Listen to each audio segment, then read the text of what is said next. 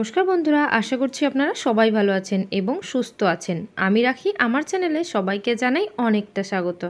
তো বন্ধুরা, এখানে দেখতেই পাচ্ছেন আছে ঘর মোছা যে মপ। সেই মপটা আমি কিভাবে বানিয়েছি চলেন সবটা শেয়ার করি। তো প্রথমত এখানে নিয়ে নিয়েছি একটা পুরানো বাতিল টি শার্ট।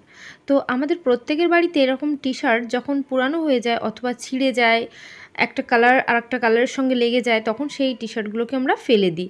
আমরা কিন্তু কোনো কাজে লাগাই না। তো বন্ধুরা, সেই সমস্ত টি শার্টগুলো দিয়ে আজ দুর্দান্ত এই কাজের টিপসটা করতে চলেছি।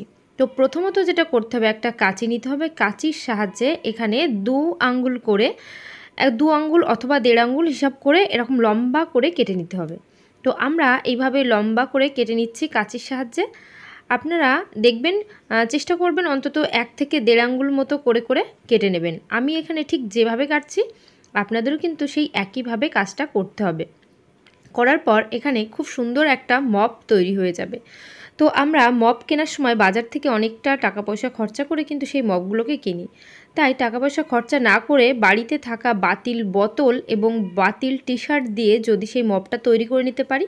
তো এখানে দেখতেই পাচ্ছেন আমি কেটে নিয়েছি টি শার্টের নিচের একটা অংশ। এইভাবে প্রত্যেকটা 1.5 আঙ্গুল হিসাব করে আমি প্রত্যেকটা টি শার্টের সাইড করে কেটে নিলাম। এভাবে কেটে নেওয়ার পর টি শার্টের এই যে লম্বা লম্বা অংশগুলো হয়েছে, এইগুলো দিয়েই কিন্তু মপটা তৈরি করতে হবে আর তার দড়ি তৈরি করতে হবে। এবার এটা চ্যাপ্টা চ্যাপ্টা কাপড়, এটা দিয়ে তো দড়ি হয় না, কি করতে হবে, ঠিক টি শার্টের 2 সাইডে যে সেলাইয়ের জায়গাটা এখান থেকে কেটে নেব কাঁচির সাহায্যে। তো দেখতে পাচ্ছেন টি শার্টটা যতটা বড় সেই হিসাবে কিন্তু দুটো সাইডে সেলাই থাকে। সেই সেলাইয়ের অংশগুলোকে আমি এইভাবে কেটে নিলাম।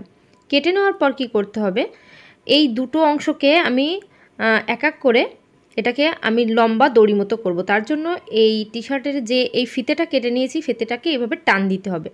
বন্ধুরা, আপনারা যদি টান দেন দেখতে পাচ্ছেন কতটা সুন্দর লম্বা একটা দড়ি মতো তৈরি হয়ে গেল। তো টি শার্টের এই যে ফিতেগুলো কেটে নিয়েছি, কাটার পর এগুলোকে টান দিলেই কিন্তু লম্বা লম্বা দড়ি মতো হয়ে যাচ্ছে। আমি আরও একটা কিন্তু দেখিয়ে দিচ্ছি কিভাবে এটাকে টান দিলাম। ওই যে কাঁচির সাহায্যে ছোট ছোট 1.5 আঙ্গুল করে অথবা 1 আঙ্গুল করে যেগুলো কেটে নিয়েছি, কেটে নেওয়ার পর সাইড থেকে সেলাইয়ের জায়গা থেকে আমি কেটে নিচ্ছি।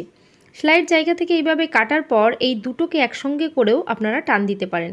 টান দেওয়ার সঙ্গে সঙ্গে এই টি শার্টগুলো গেঞ্জি কাপড় যেহেতু, টান দিলেই একটা জায়গা হয়ে যাচ্ছে, পুরো দড়ি মতো হয়ে যাচ্ছে। খুব সুন্দর কিন্তু এই কাজটা আপনারা করতে পারবেন। তো এখানে যতগুলো টুকরো ছিল সবটাকেই আমি এইভাবে দড়ি মতো করে নেব। তো দেখতেই পাচ্ছেন এখানে যতটা টুকরো ছিল আমি কিন্তু লম্বা লম্বা করে দড়ি করে নিয়েছি। হ্যাঁ, আর আরও একটা কথা বলি, টি শার্টের মধ্যে যেখানে অয়েল প্রিন্ট করা থাকে ঠিক সেই জায়গাটা কিন্তু বাদ দেবেন। ওই জায়গাটা টান দিলে কিন্তু দড়ি মতো তৈরি হয় না। এবার নিয়ে নিয়েছি একটা বাতিল বোতল। তো এরকম কোল্ড ড্রিঙ্কসের বোতল আমাদের প্রত্যেকের বাড়িতে আসার পর আমরা কিন্তু এর মধ্যে জলও খাই না, খুব একটা কাজে লাগাই না, ফেলে দিই। কি করব, কাঁচি আমি গরম করে নিচ্ছি। তো কাঁচিগুলোকে গরম করে এই বড় বোতলগুলোকে কেটে নেব। তো আপনারা দেখতে পাচ্ছেন আমি কোন জায়গা থেকে কাটছি, এটা ঠিক সেই জায়গা থেকেই কিন্তু কাটতে হবে, মুখের এই নিচের অংশটা থেকে। আপনারা যদি চান একটু ছোট করে নেবেন এই অংশটা, সেক্ষেত্রে একটু ছোটও করতে পারেন। একটু ছোট করলে মপটা একটু ছোট তৈরি হবে। আর যদি একটু বড় তৈরি করতে চান সেক্ষেত্রে মপটা বড় করার জন্য বোতলের একটু বড় অংশ করে কেটে নিতে হবে। কাঁচিটা গরম করেও আপনারা কাটতে পারেন। আপনারা যদি চান কাঁচি গরম করে কাটবেন না, এরকম কাঁচির সাহায্যে কেটে নেবেন, সেক্ষেত্রে চাকুটা গরম করলেও হবে আর কাঁচির সাহায্যে কাটলেও হবে। আপনাদের যেটা সুবিধা মনে হবে আপনারা ঠিক সেইভাবেই কিন্তু বোতলটাকে কেটে নেবেন। এবার আমি বোতলের এই যে অংশটাকে কেটে নিলাম, পেছনের অংশটা সাইডে রেখে দেব। এবার মাথার যে অংশটা, এই অংশটাকে একটু যদি অসমান থাকে সেটা কাঁচির সাহায্যে আপনারা একটু সমান করে নেবেন। সমান করার পর এটাকে কিন্তু ছিদ্র করতে হবে। তো ছিদ্র করার জন্য কি করব, আমি এখানে ছিদ্র করেই দেখিয়ে দিচ্ছি কিভাবে ছিদ্রটা করতে হবে। তার জন্য আমি কিন্তু লোহার শিক নিয়ে নেব। সেই লোহার শিকটাকে প্রথমে গরম করতে হবে। গরম করে নিয়েছি, গরম করে এই যে নিচের অংশটা থেকে এইভাবে এখানে একটা ছিদ্র করলাম, ছিদ্র করে একটু বড় করে দেবেন। 1 থেকে 1.5 আঙ্গুল বাদে বাদে আরও একটা ছিদ্র করলাম।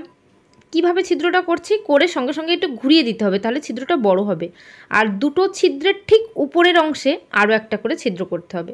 দেখতে পাচ্ছেন বন্ধুরা, নিচে দুটো করে ছিদ্র হলো, ঠিক সেই দুটো ছিদ্রের উপরে মাঝখান জায়গাটায় এইখানে ছিদ্র করছি। তো এইভাবে এই পুরো বোতলটার মধ্যে কিন্তু ছিদ্র আমরা খুব সহজেই করে নেব।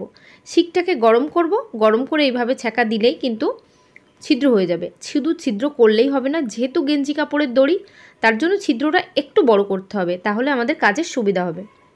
তো বন্ধুরা, এখানে বোতলের মুখের যে অংশটার মধ্যে ছিদ্র করা আমার কমপ্লিট হয়ে গেছে। আমি আরও একবার বলি, ছিদ্রটা করলেই শুধু হবে না, ছিদ্র করে ওটাকে কিন্তু একটু ঘুরিয়ে দিতে হবে শিকটা দিয়ে। এইবার আমি কি করে দড়িটা বাঁধবো, নিচের যে ছিদ্রটা আছে তার মধ্যে একটা দড়ির অংশ আমি ভরে নিচ্ছি। ভরে নেওয়ার পর এই দড়ি দুটোকে সমান করতে হবে।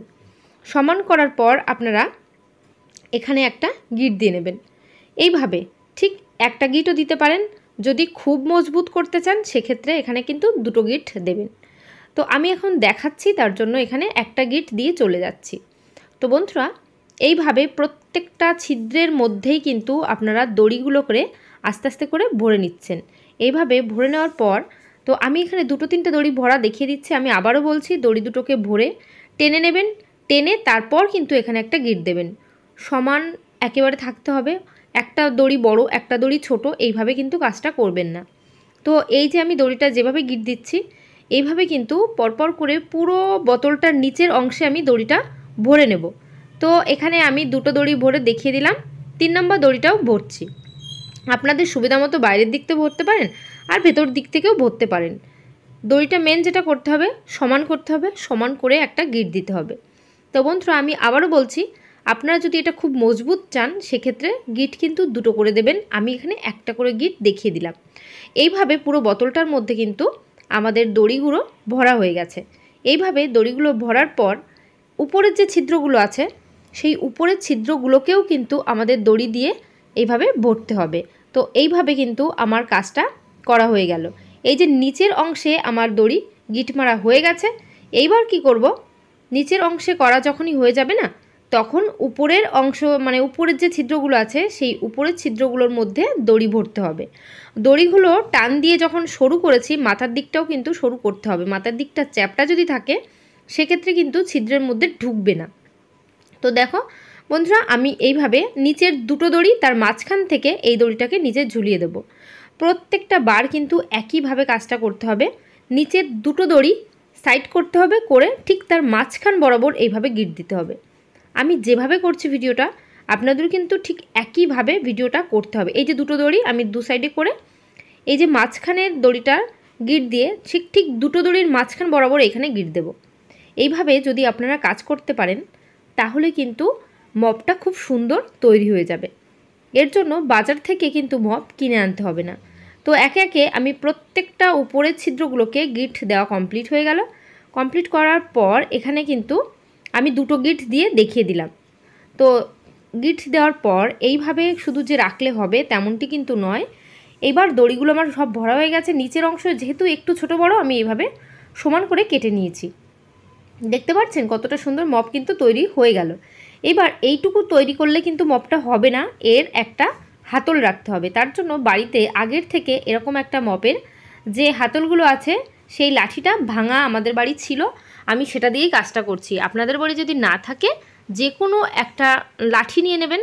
একটা শক্ত মতো লাঠি হবে। লাঠিটা যদি ছোট হয় সেক্ষেত্রে একটা মাথার দিকে কাপড়ের দিয়ে নেবেন, মানে এই যে টি শার্টের যে দড়ি তৈরি করেছেন এই কাপড়টা জড়িয়ে নেবেন, সেক্ষেত্রে টাইট হয়ে যাবে।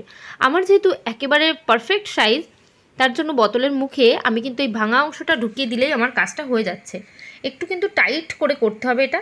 তো দেখতে পাচ্ছেন বন্ধুরা, আমার কিন্তু কাজটা হয়ে গেছে। এইভাবে আমরা কিন্তু মপটা খুব সুন্দরভাবে তৈরি করে নিলাম। তো আপনারা বাড়িতে থাকা বাতিল জিনিসপত্র দিয়ে এরকম দুর্দান্ত আইডিয়া কিন্তু করতে পারেন। করলে কি হবে, সংসারে কিছুটা হলেও ফালতু খরচা বেঁচে যাবে।